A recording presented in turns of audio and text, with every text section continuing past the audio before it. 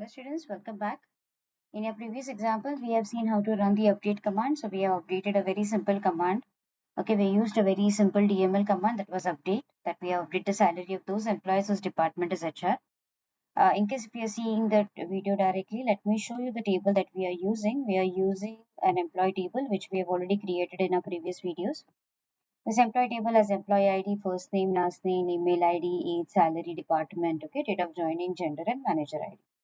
Now let us come to little more complex queries of update itself. Okay, let us say we want to write more update queries.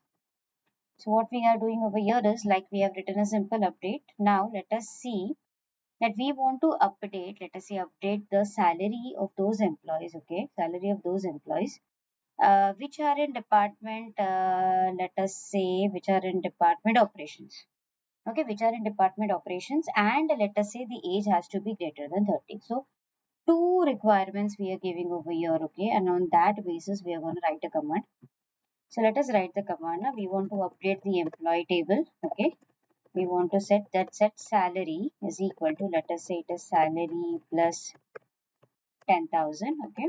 What are we saying? Where department is equal to, please make sure that the name of the department is correct, okay. If water is capital, has to be capital, operations, and let me see the age is greater than 30, okay. So operations is the name of the department, and we are trying to say that the age has to be greater than 30. So now let us select the command and let us run it. Okay, department, spelling DEPART. Okay, I'm so sorry for the spelling. TMENT. Okay. Okay, so now we can see, yes, that one query has been updated. Okay, and we know there was only one query which matches both. So now let us run the table and check. So as we can see the table, okay, as the operations has been changed, the person who is above 30 and the department is operation, the salary has changed. Now let us say one thing, instead of when we can say and, we can also say or.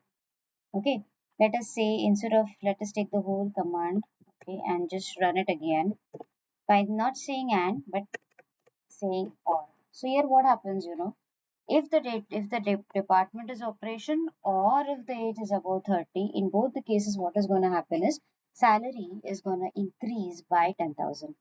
So now let us see, yes, you have here 35, we can see 32, okay. We have not putting greater than equal to, that is why this 30 won't be included, and this 35 is also going to come. Okay, so we have at least 2-3 updates over here. So now let us run this or command and check. Let's select it and let us run it. Okay, as we can see, yes, there are 3 updates that are possible because we counted also. So there are 3 updates. Let us see if it is reflecting in our database. So yes, it has actually reflected.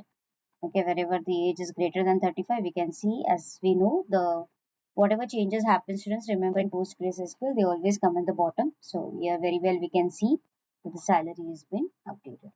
So like that, we can use update command, for various things. You can try more and more queries for update command, and many more things, like let us say you want to update the name of the employee, you want to update the location of the employee, you want to update date of joining of an employee. So whatever updations need to be done, whether it is a single entry or a multiple entry, all that can be done in update command. Okay. Uh, so this is one very good example that we can check for update. Thank you so much.